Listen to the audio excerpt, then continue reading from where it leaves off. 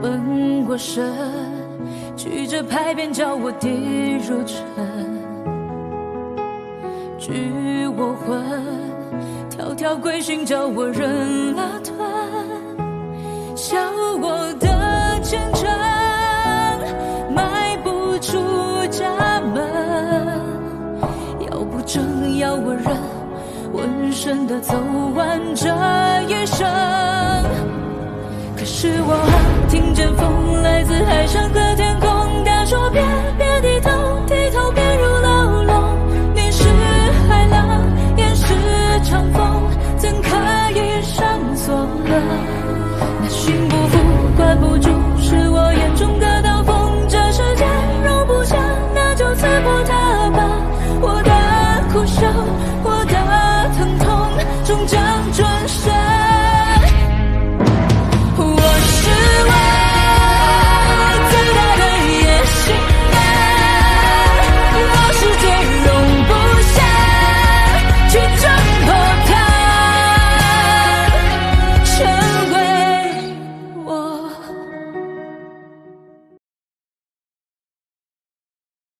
这老大家的，他守得住。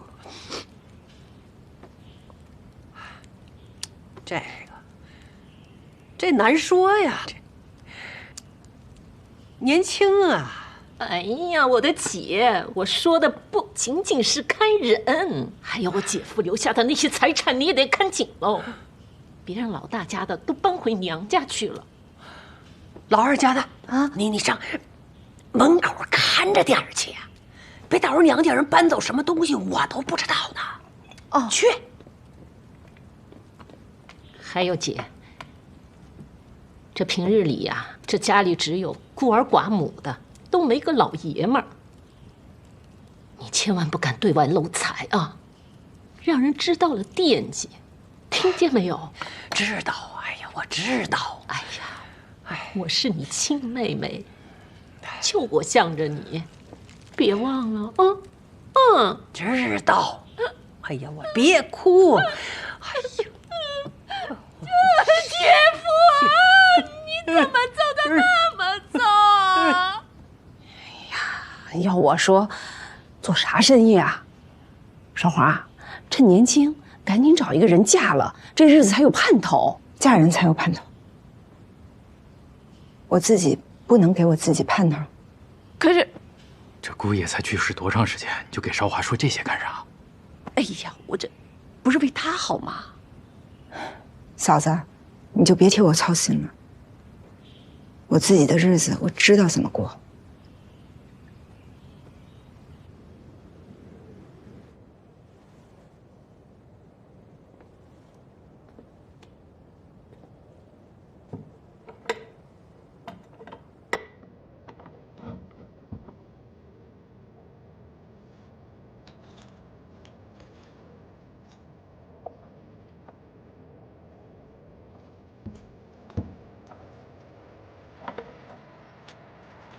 这个是我这几年存的私房钱，给你拿去花。哦，我不能要。你就拿着吧。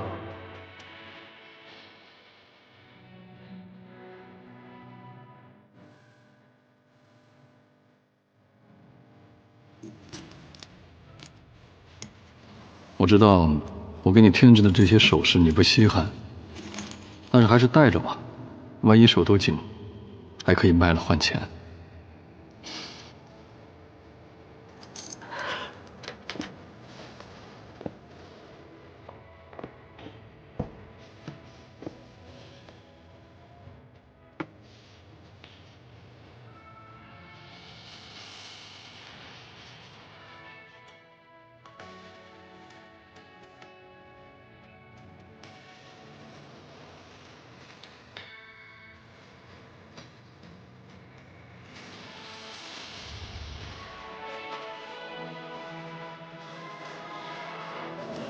等我去了北京，我一定要努力挣钱，把你想要的全都给你买回来。你放心吧，我这辈子都会对你好。我发誓。你看你的手那么冰，你说你出去那么久，你怎么不多穿点呢？你把自己冻坏怎么办呢？你就不怕爹把你的腿给打断了？如果你救不出婉宁，你肯定会难过。相比腿断，我更怕让你伤心。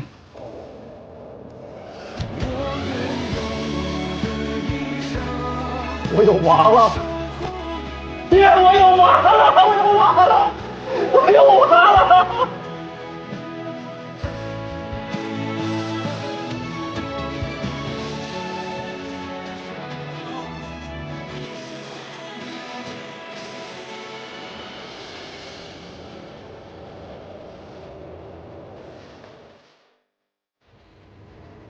从今天开始啊，以后每天早上起来的早饭，就按照这个定规定量来啊。喝着喝着。娘，这也太少了吧？这还少啊？不少。你们俩吃粗粮，我跟轩轩吃精粮。为啥？为啥？就是为咱家里没钱了。喝粥，喝，趁热喝。娘明明有钱的，从北京城家里走的时候，二顺给了娘几十个大洋呢。嫂子，你脑子灵主意多，想想办法呗。啊，什么办法？让我俩能吃上精粮的办法呀。我不想天天吃窝窝头啃苞米了，我想吃白面馒头，我想吃肉，我想吃。你刚才说，二顺给了娘几十个大洋。啊，我亲眼看到的。嫂子，你想到办法了？什么？给你40个大洋？娘，您看，咱家现在呢，吃喝是不愁，但是咱给长远计算是吧？我觉得还是应该再做点小生意。你又来了，你这孩子你怎么就不能安分呐？做生意那都是男人的事儿啊！你在家带孩子有吃有喝的不好吗？咱这儿靠着齐州药市，家里一直是做药材生意的，天时地利人和咱都占了，不做生意，那是不是太可惜了？做生意有二顺呐，不用你。娘，我保证，我做生意挣的钱都给家里贴补家用。二顺给的钱现在够家里用。不，那我这不还和宋平吃着粗粮呢吗？谁家过日子不精打细算的呀？娘，这样吧，我给您写张借条，行不行？我保证3个月连本带利40个大洋都还给您，行吗？不行。你做生意，你亏了本怎么办呢？你写借条，你到时候还不上怎么办呢？我还真上官府，我告你去。你到时候你告诉我，你这钱你补贴你娘家用了，我跟谁要去？不行，娘，从今天开始，没有我的允许，你不允许迈出这个大门一步。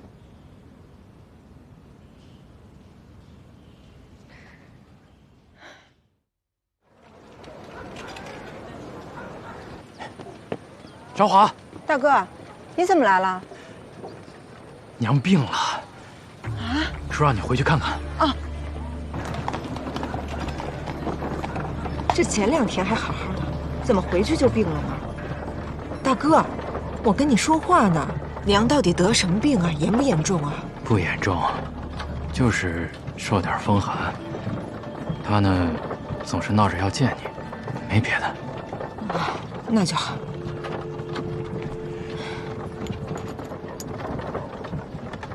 干嘛？给轩轩的。哥，我不能要。你嫂子不知道，拿着。谢谢哥。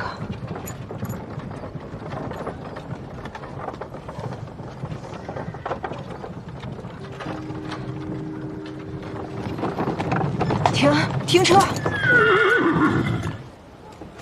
哎，小华，你干嘛去？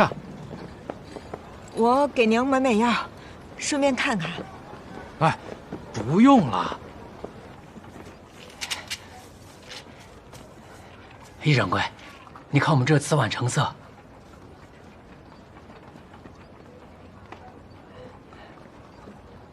整麻菜都是这成色吗？对，都一样。啊好，两角一斤。易掌柜，求求您，再给添点儿。2角1斤，我们没法活呀。1文都交不了。我们种紫菀这么多年，从来没有卖过这么低的价格呀。我也没办法呀，这是随行就市了。哎呀，易掌柜，我给你跪下！哎呀，你给我跪下也没有用啊！这么大岁数，我又没法给你压岁钱，对不对呀？别烦我了，再烦的话就1毛5了啊！不用求他了，齐州这么多药商，我就不相信找不到一个公道的。走，没用的，我都问了，都是这个价。其他药商都跟守元药庄结了盟，一起压我们的价。住嘴！怎么说话的？什么叫结了盟压你们的价啊？是我易大金人缘好，别人做生意呀是同行是冤家，我做生意就是同行，亲兄弟，搞钱齐努力，长点学问。我们药农起早贪黑，风里雨里，是指望把紫菀卖了，让一家老小有口饭吃。你却趁紫菀丰收联手压价，诚心不让我们活呀！你这么黑的药商，不怕报应吗？你放屁！谁黑心了啊？你刚才也已经说了，今年是紫菀丰收了。紫菀是什么？是药，它不是粮食。如果是粮食丰收了，我收一大堆粮食，我可以满街喊，我说啊，我们家粮食便宜啦，你们多买点粮食，多吃点粮食。这是药，我收这么一大堆药，我上大街上喊，你们来我们家买药啊，大家都多吃点药啊。我又不是黑心医生，我告诉你，你如果不想卖的话，让你们家的紫菀都烂在地里，看谁心疼。这药我还不卖给你了。走，易掌柜，我们好商量。要不收我？易掌柜，你们守元药庄在咱们齐州已经赚得盆满钵满了，就让点利嘛，让这些药农吃口饱饭吧。哎呦喂，您谁呀？易掌柜，不好意思，这是我妹妹，刚从外地回来，您啊别往心里去。我不会往心里去，既是妹妹，也不是外人，菩萨心肠。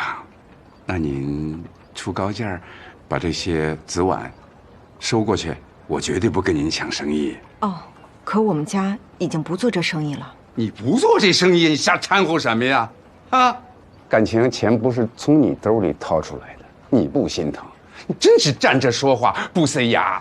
易掌柜，这银联乃是我太爷当年亲手所书，也是我们池春堂100年的经药旨，而唯利是图、欺负药农，这和我们池春堂做生意的初衷已经完全相悖了。别介，别我们的，我们什么关系？现在这个池春堂跟你们楚家已经没有半点关系了。这个池春堂现在是我说了算，我如果想砸了这块匾，我就拿下来，踩在脚底下，我跺上去，我转个圈，跟你有什么关系？易掌柜都有得罪，不得罪。你们几个想卖2角，不想卖走人。少华，走了啊！你说你呀，都是些不相干的人，这又何必呢？有朝一日，我一定会把池春堂再要回来。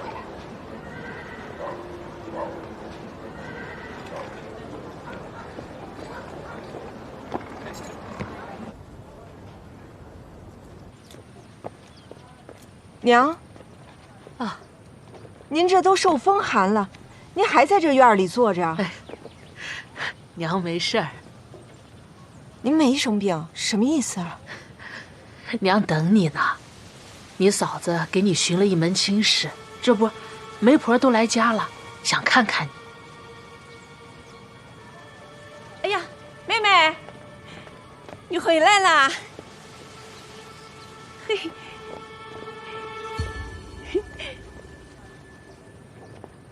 少华，我跟你说哈，哎呀，你这妹妹啊，果然长得漂亮。哎呀，这个曾老爷呀，年纪也不大，今年刚53。哟，那确实不大哈，只比我大30岁。对呀，身子也健壮。大夫都说，整个曾家村就曾老爷的钱他没挣过，那还真是难得。而且我跟你说哈，他家里有300亩药田。那挺殷实的，可不殷实吗？而且他出手大方呀，他给咱们30个大洋聘礼。30个大洋啊！更难得的是，去年曾老爷死了老婆以后，家里啊就没有其他人了。2个女儿一早就都嫁出去了，你一过门，整个曾家呀就都是你做主。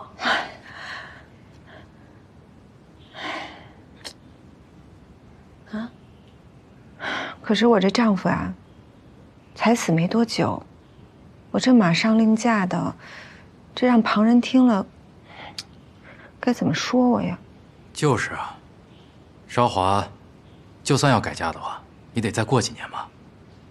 哎呀，妹，你要再过几年，我跟你说，你的脸蛋可就不是现在这样了啊！那个时候你要再想找曾老爷这样的家，难了。再说了，那曾老爷都50好几的人了，还想着赶紧再有个儿子呢。我说大侄女儿，就算是你能等，人家曾老爷可不愿意等。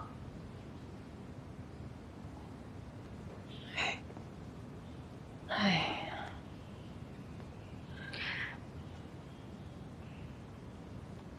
耳听为虚，眼见为实，我想亲自见见这曾老爷。如果真像你们说的那么好，这事儿他也不是不可能。大侄女儿，你想什么时候见？择日不如撞日，今天就行。行。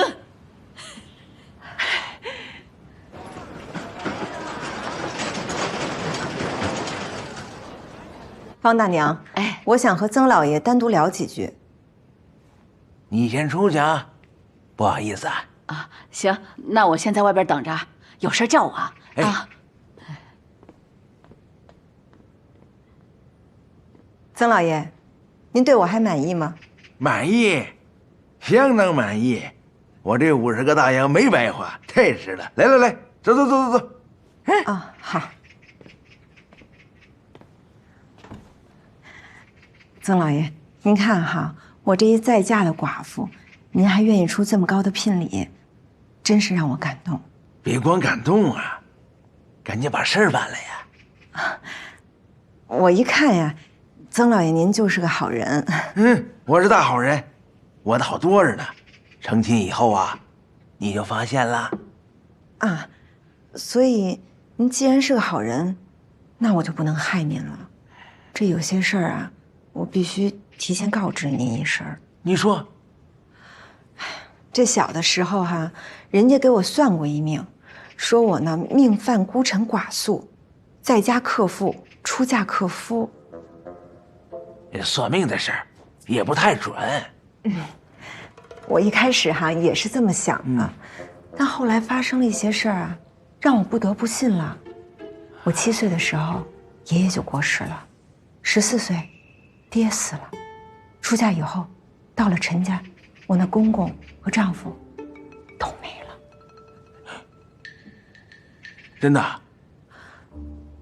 这方大娘没跟您说呀？看来你这命挺硬啊，我也无福消受。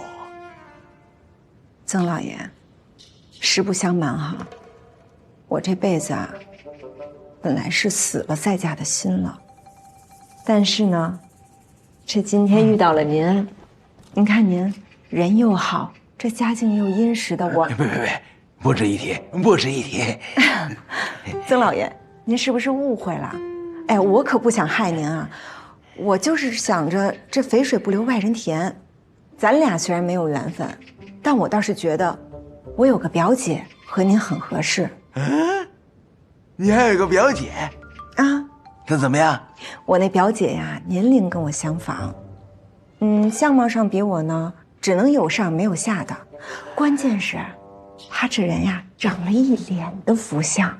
这算命的说她啊，旺夫又旺子，命中注定有2儿子，能生2儿子啊！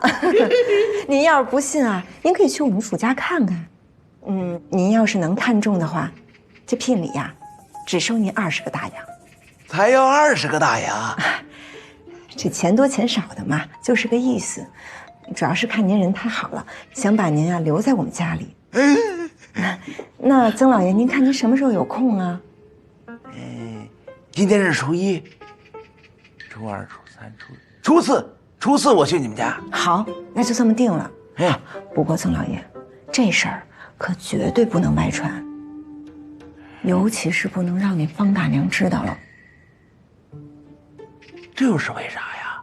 您有所不知，这方大娘啊，一心想把我表姐介绍给她侄子，可我表姐不太情愿，这两家人正因为这事儿掰扯呢。倘若是让她知道把曾老爷介绍给我表姐，我怕她坏了您的好事儿。绝口不提。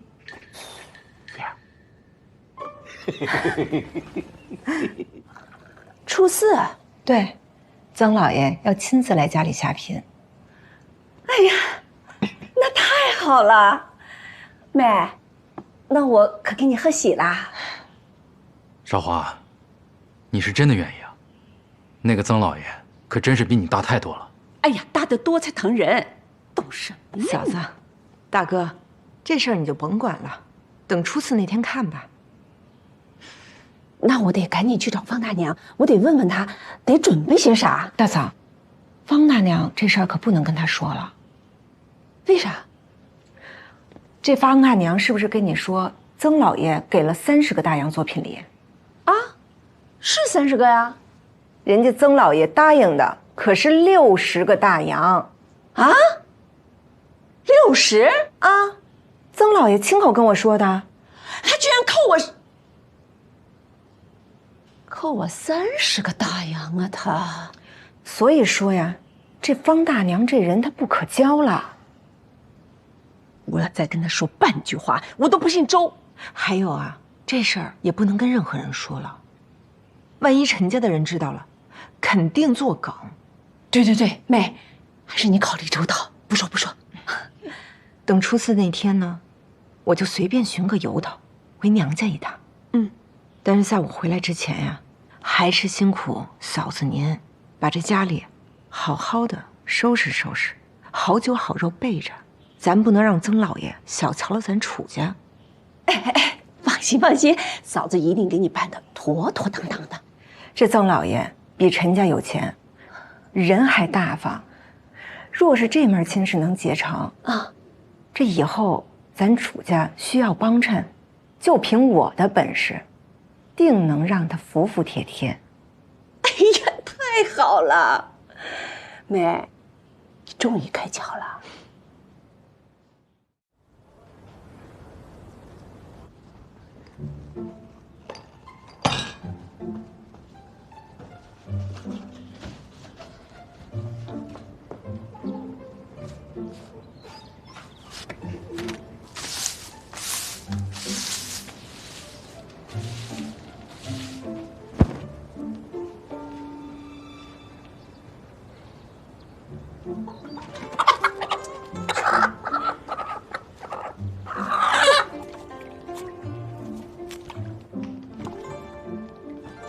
娘，哎，少华到了吗？哦，还没呢。这都快到晌午了，怎么还不回来呀？可能是路上耽误了吧。少庄，少庄，去看看你妹走到哪儿了。我就担心别是陈家那老太婆把她给绊住了吧。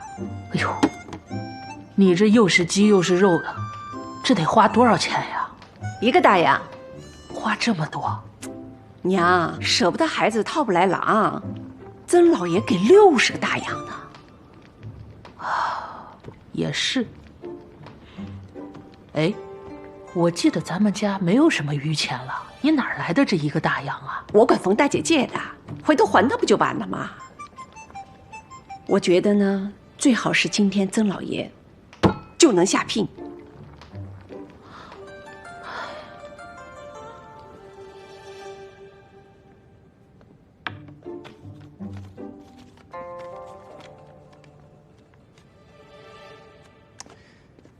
我说你至于吗？啊？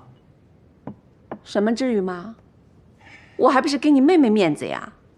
她那天特别跟我说了，不能让人曾老爷小瞧咱们楚家。来，换上。哎，换上呀！不换。你福燕儿，曾老爷来了，快点！这么早就来了？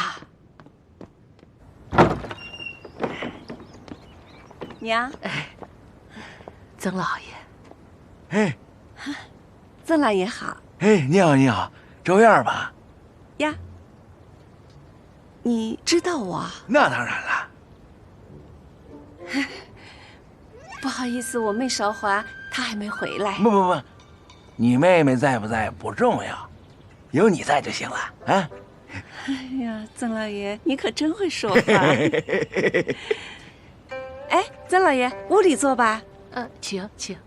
那我先进去了。得，不客气了啊。哎，娘，烧水。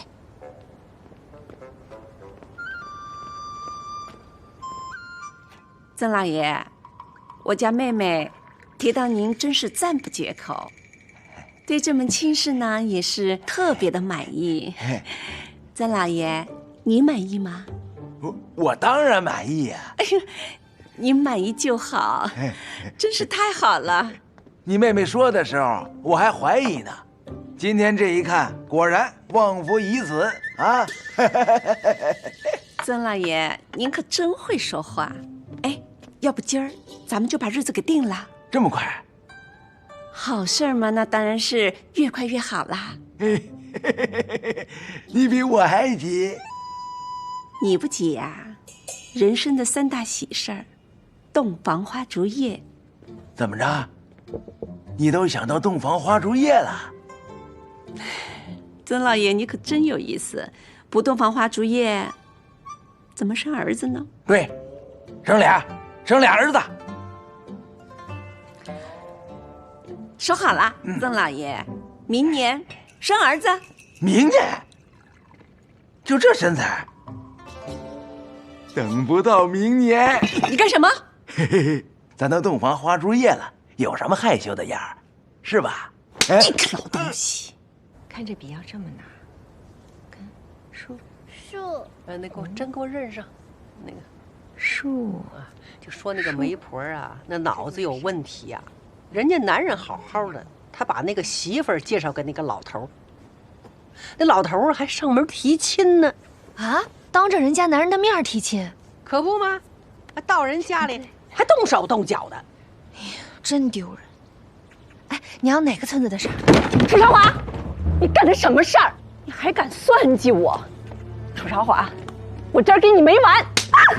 我还跟你没完呢！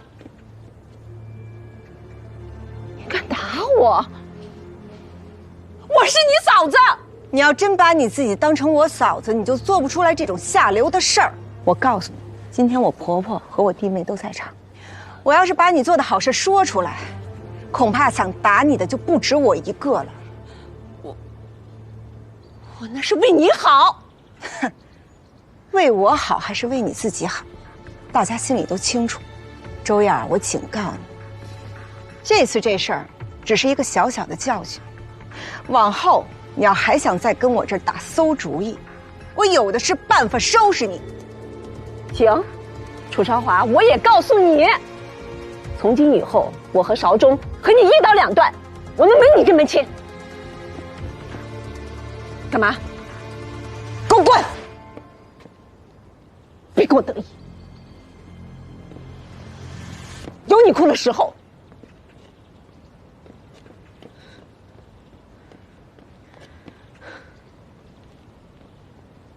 嫂子，你干嘛打他呀？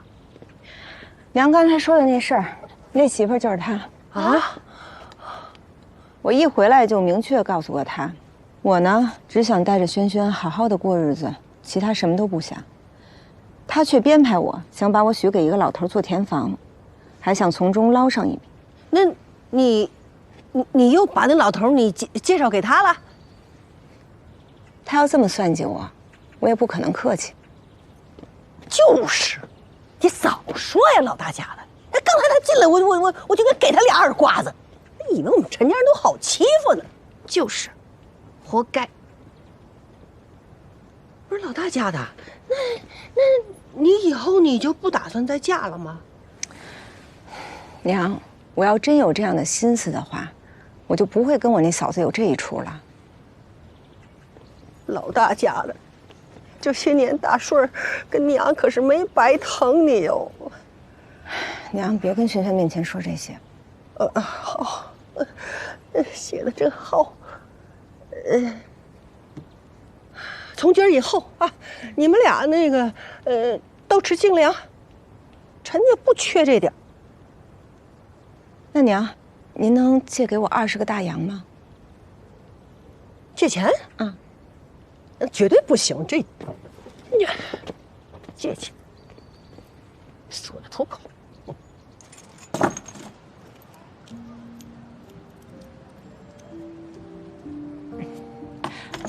这些多少？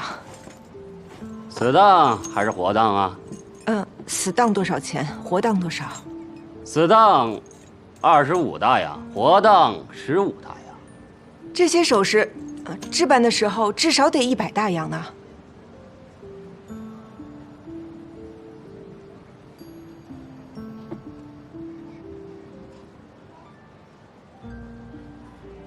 死当吧。得嘞，破铜烂铁一堆，死当25大洋。等等，再加上这个。这么着，我再给你加1大洋，一共是26大洋。哎，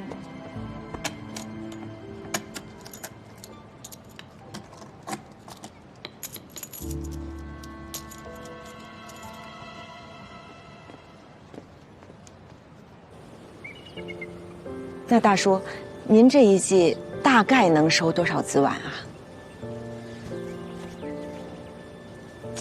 ？1000多斤吧。全部给我吧，我按历史最高价3角5一斤给您结算，怎么样？当真？当然，我们可以立约为证，而且我现在就可以付您1成的定金。等齐州要事结束那一天，我将付起所有的尾款。好好好，太好了。但是啊，我可有条件的。第一，就您这些子碗，不能再给其他人了。第二，您给先交货。第三，咱们之间所有的约定，必须严格保密，不能告诉任何人。没问题。用还没有交货的生药抵押，我们从来没有做过这样的生意。所谓抵押，不过是以物质钱。虽说生药抵押没有先例，但我手上这批子碗，的的确确是值350大洋的，并不违背以物质钱的根本。但是子碗的价格有高有低啊。那就按上一季子碗的价格2角1斤来计算，我手上这批1000多斤的子碗，价值怎么也有200大洋了。而药市上从来都是上一季涨的，下一季必跌；上一季跌的，下一季必涨。所以你们银号并无风险。我最多只能给你150大洋。也行。各位大哥，我这手上是1成的定金，一共是150个大洋。我也没别的要求，就是希望你们把手里这4000多斤的子碗收割之后全部都给我，账期到药市最后一天。我以这4000多斤子碗做抵押。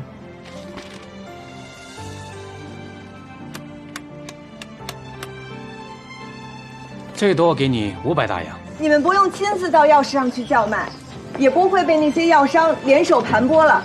这个好，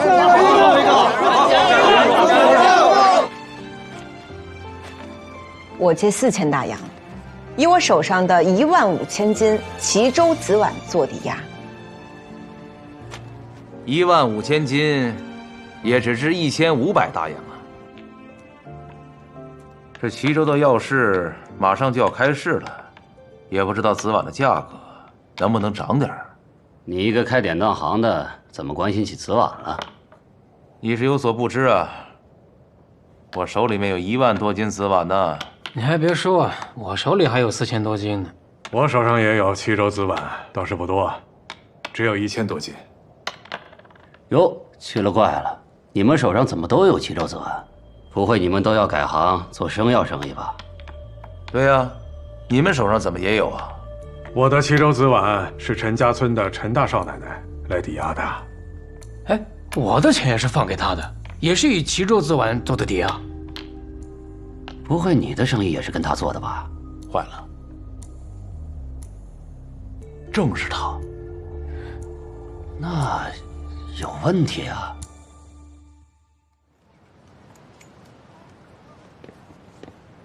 你要贷多少款啊？啊，我想贷5000大洋。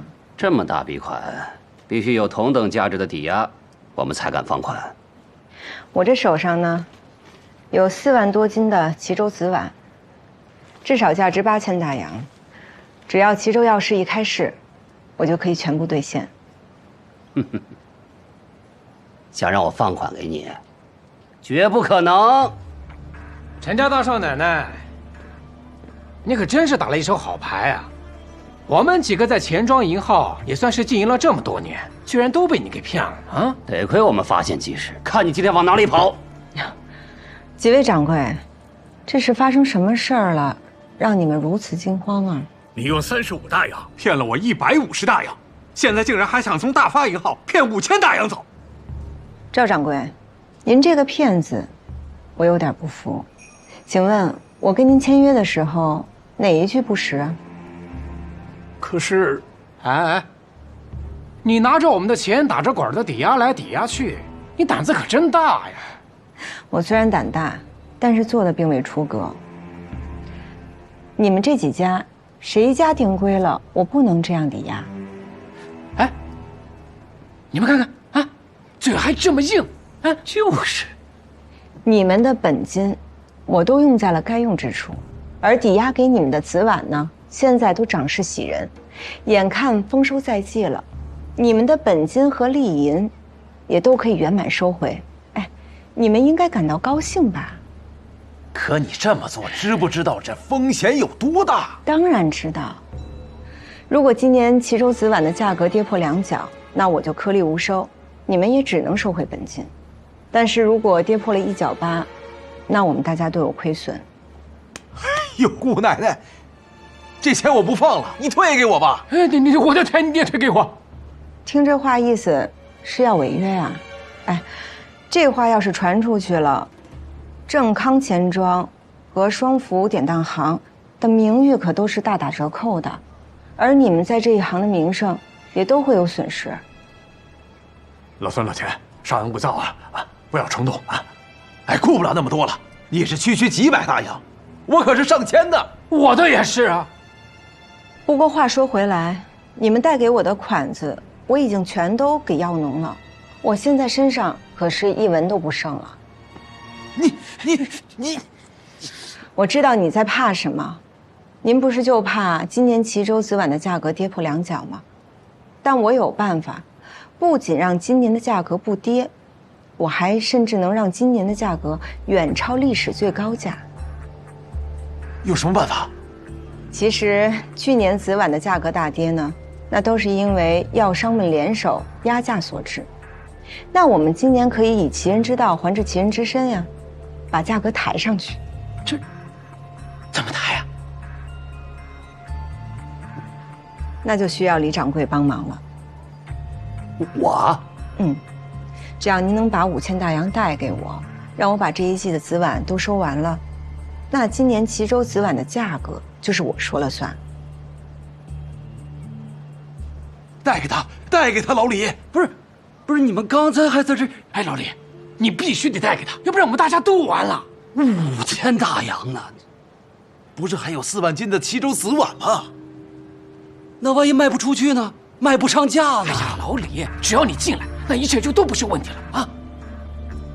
这样吧，李掌柜，如果您肯贷给我，让我把这一季的紫碗都收完，那你们的利银，我可以再上浮1成。老李，如果你现银不够，我可以拆借给你啊！老李，去年你求我办事儿，我可都答应了。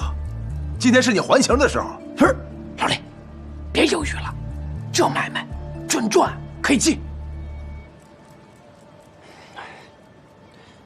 那5000也太多了，4000够吧？足够。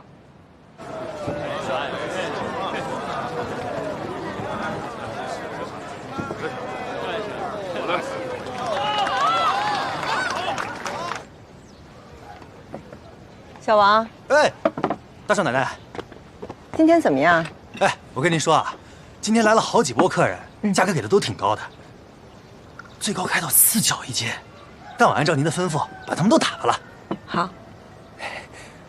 大少奶奶，我想问问，您到底多少价格才肯卖啊？大少奶奶，有客人。谁是主事儿的？是你，易掌柜，好久不见。是啊，好久不见，长出息了。我说怎么着，这个齐州城的这个紫碗看不见呢，原来都在你这儿啊！哎，请坐。是啊，一共10多万斤吧。哎呀，你自个儿收这么多，卖得出去吗？这不您都上门来了。我上门来了，我是听说你这儿好多货卖不出去，乡里乡亲的，我是过来帮你个忙。这个价钱呢，就按去年的价钱，2角1斤，全给我啊。紫碗今日的最新价是4角1斤，而且还买不到。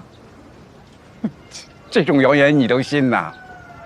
我跟你说呀，今年的紫碗品相不好，价钱比去年还低呢。小王，把那个给我。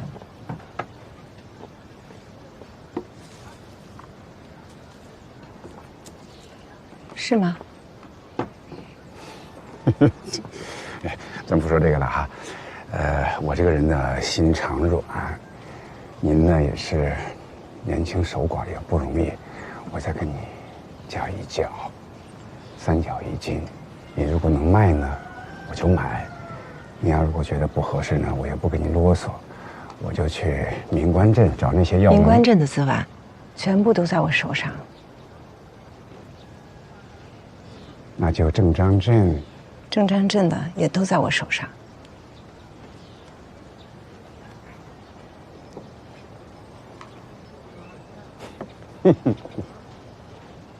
我呀，不信。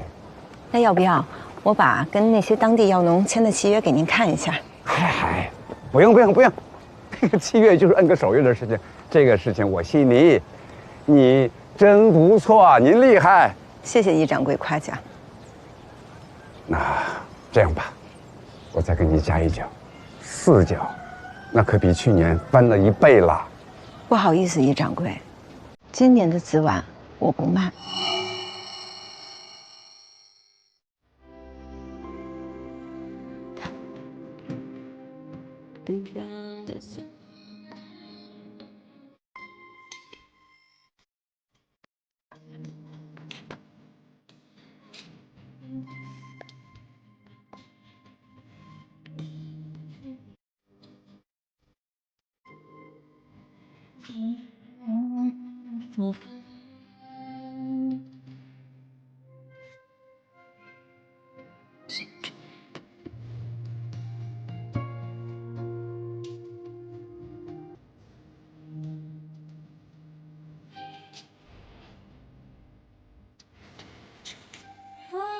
但是。